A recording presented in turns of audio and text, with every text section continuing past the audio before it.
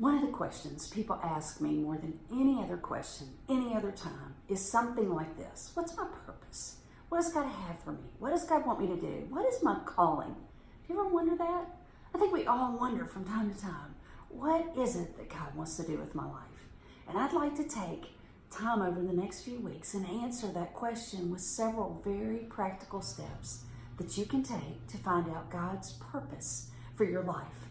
You know, today I want to give you just the first thing, and it's going to seem a little simple, and you may wonder, I don't know if that's really a step, but I think it goes to mindset. It goes to where are we, and what are we thinking, and what are we going to do with what we have. And here it is simply, and I give it to you in the form of a quote.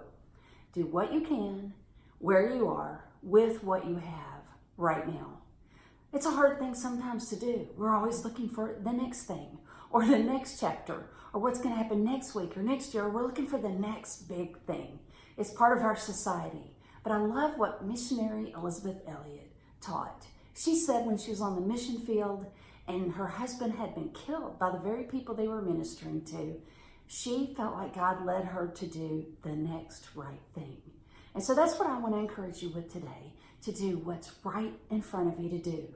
It may be as simple as emptying the dishwasher, going and seeing that neighbor, writing that email, or talking to someone about a job, or sending a note, or making a phone call. I don't know what your next right thing is, but I want to encourage you that you need to do what God's given you to do right now today, not waiting for tomorrow, not waiting for next week, not waiting for next year.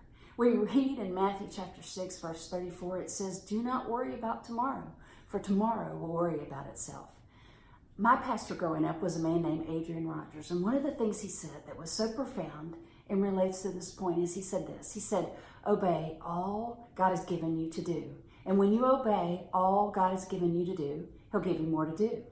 But if there's something you've not obeyed, if there's somewhere you need to go back to obey, that's what you need to do today, because that's where God will bless. He blesses our obedience. And so my encouragement to you today, the first step toward finding God's purpose for your life may not sound grandiose or special or amazing, but it's this: do the next right thing. Do all you know to do today. Take the next step.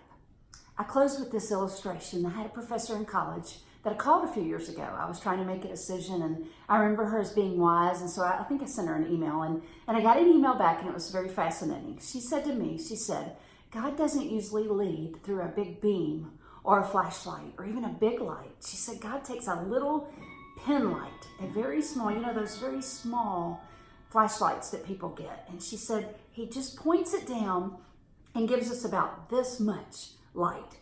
And you know what it's for? It's so that we can take the next small step. And so that's my encouragement. The first way to begin to know God's will for you is just to get going on the next small step. Today, write that letter, take that step, do that small thing, make that promise that you will follow through with whatever is your next right thing. God bless you, and join me again next week, and we'll talk about the next things you can do to discover God's calling for your life.